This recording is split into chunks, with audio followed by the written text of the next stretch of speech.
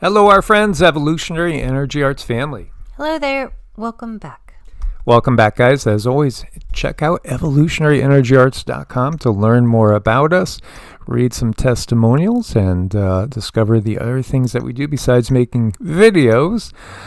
We did do 2 exclusives. This is Lesson 13, Superhuman Potential, Possibilities of the Pineal Gland. And over here, we also had a urgent Galactic Federation message to Earth's humans. This was a channeled message that we got. Actually, Cindy has been getting so many channeled messages. Lots of instruction. I do think people are in need of instruction at this point in time, as it feels like a lot of the world is just kind of wandering aimlessly, waiting for something to happen. Where does the spirit realm and the physical realm meet? Well, I mean, it's all around you right now. We are never, ever alone. And yet, one thing that was fascinating that the guides touched on a while ago with just kind of like one little sentence that left me wondering, what did they mean? We got a little bit more info on that now that we're going to share. Made me immediately think of, again, the famous Egyptian discoverer of King Tut's tomb, Mr. Carter here, and that whole thing about, the curse of King Tut. You know, how many people used intent when it came to the ceremony of laying King Tut to rest? Howard Carter. This was quite a story in and of itself, and it turned into a story of, can you escape the curse of King Tut or the curse of the pharaohs? It's so cool with AI now. We could do reconstructions and, get a pretty good idea, at least we think a pretty good idea of what these people looked like. But the curse of the pharaohs, or the mummy's curse, or the curse of King Tut, is a curse alleged to be cast upon anybody that disturbs the mummy of an ancient Egyptian, especially a pharaoh. This curse, which does not differentiate between thieves and archaeologists, claim to cause bad luck, illness, or death. Since the mid-20th century, many authors and documentaries have argued that the curse is real, in the sense of having scientifically explicable causes like bacteria, fungus, radiation. Again, things that have been locked away forever, just sitting there brooding and then getting exposed to the air again. In fact, 9 victims of King Tut's curse, and one who should have been. Now, was this real? What was really happening? Well, what we've gotten from the guides is, we have to realize we are all creators, and we all have source in us. So we have an amazing amount of power to charge objects. Things like, magic wands, for instance. You might think, well, it's silly, the idea of taking a piece of wood and putting a crystal on it and thinking it's going to do anything. But the reality is the power is in your intent. And these objects can become more powerful as time goes on. Do you have a favorite piece of jewelry? Do you have like a necklace or a bracelet or something that doesn't ever leave you?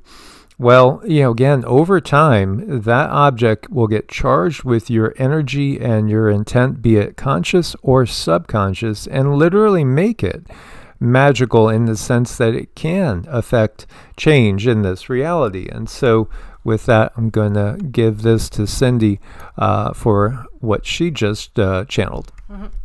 So when it was pretty quick today. I walked by the altar and I said, what does Spirit want to talk about today? Because I like to think that I give Spirit a voice. At least I do my best. And it came through pretty fast. Spirit wants to talk about objects as keepers. It's very, very important. It's a very important part part of our lives, and we should understand this stuff. You know, we don't learn this in kindergarten. And Mike and I do our best to bring it to the world, to anyone who might be ready to learn about it and accept it to be a truth, that objects are our energy, and they're part of our world, and they're part of what shapes our world, that energy that they hold. So every object absorbs imprints from the people, places, and emotions around it. Wood, metal, fabric, and stone are especially porous to subtle energy. The longer something is held, cherished, or even suffered with, the more energetic residue it accumulates. Think of an antique chair. It has witnessed arguments, laughter, grief, and presence. All of that's woven into its field. And think about houses. I mean, if you are, I mean, you know, I grew up in a family that had there was like a community home for the Depression, so to speak. So when the Depression was ongoing in, you know, again, 1929 through going into the war years, my family on my mom's side, they all got together, and a lot of them, I think she said there was like 10, 11 people living in this one house. And boy, you could feel it. You know, I mean, I would get so haunted by that house. In fact, I was haunted in my dreams by that house, which eventually was sold when my aunts passed on, very advanced age. But it's the memories. I could pick up on the memories. I could feel what everybody was feeling. So houses are in particular, you know, they are keepers of energy. And then also when I was doing the Paranormal Society investigations, you know, investigating places that are quote unquote haunted. Of course, you know, everywhere is haunted when you get down to it. But some places, you know, they're magnetic, and the imprints, the energetic imprints, are stronger than others. So yeah, absolutely. And then again, you know, object, like Cindy will tell me, oh, we're not taking that when we move. That stays. Right. That stays, like an object that was left over from the previous people when we've moved into houses. She'll be like, we make sure we leave that exactly where we found it, because we don't want to take that energy with us. Right. I'm a little weird that way, but I think it served me well. I think so. How objects grow spirits. Over time, when enough energy is poured into an object, the imprint becomes organized, almost like a seed sprouting into its own subtle energy. This entity isn't always a conscious soul. It's more like a thought form, or energy being fed by repeated emotion and attention. In some cases, the objects become a beacon, attracting wandering spirits to inhabit or amplify the existing energy. This is why an item can feel haunted. It's no longer just wood and fabric. It's a vessel animated by story and spirit. And this is part of probably the prohibition in the Bible about having graven images, because you can draw entities into things like statues and the like. And of course, you know, when we look at the coming about of organized, you know, Christianity, you know, etc., it's all about controlling the mind and controlling the pocketbook, unfortunately. So they don't want you conversing with any other entities. And so they always bred the fear that these entities were all demonic, when the root word is daemon, which means nature spirit. And in fact, when you go to the root again, you will look at stories of, you know, from the Greek myths where the word daemon comes from. The fact that a nature spirit can bless you and actually teach you things and show you mysteries. Well, again, you know, the system can't have that. They needed you going through the church and going through all the official channels so that they would maintain their power structure. But all that's being exposed now. But the reality is, yeah, absolutely. sacred relics. There was rumors that they were going after the spear of Longinus and looking for the Holy Grail, as if it was really a chalice, a cup. The Nazis in World War II were going all over the place looking for these items to be used to their benefit. It's real in that, these items can become very, very powerful over time, especially if there's hundreds, thousands, or millions of consciousnesses feeding them. There's some things that we were thinking about doing and imbuing them with our healing energy, and then getting them out there to people. But it's really true. And when you charge an object, it does something. It changes the intent and the energy that is around it. Oh, this is really good. The merging of spirit and 3D. So Cindy is going to really listen to this. Spirit requires anchors in 3D to touch our world. Objects become those anchors, like footholds for subtle energies. Without the material plane, spirit has nothing dense to cling to. This is why haunted houses, relics, and heirlooms hold such power. They are meeting points between worlds. And this is also why so many of the churches that we see all around us, the ancient ones, they had other purposes, but they were in a position, usually some sort of ley line, meridian point, again, energetic. You could think of it as, ley lines and meridians. They are one and the same in that they're energetic veins and arteries of the earth themselves. So where these churches were, there used to be pagan sites before that, which then were took over. And since there was so much energy at that site, that's why they utilized that energy. They just changed it from one outer facade to another, but they cultivated the energy and in some cases literally took that energy off planet. Right. So, how items shape the spirit world around us. So every item in your space is part of your energetic ecosystem. Some items soothe and protect. Sacred objects, crystals, tools imbued with intention. Some items weigh down or they disturb. Antiques charged with grief, war memorabilia, and cursed objects. Collectively, your objects form a web of subtle presence, a household's unique spirit atmosphere. Absolutely. So, we need to be mindful of what we bring into our household, especially like if you are somebody that collects antiques. You might even think, wow, ever since I bought this chair or this piece of art, nothing but bad luck's come. Or maybe it's good luck. There's a reason, a real reason for this. Right. It's very important to pay attention to what you bring into your home, and then, do bad things start happening. Sometimes there might be a spirit that was attached to that object, and it just doesn't like what's going on. So it might give you grief in certain ways.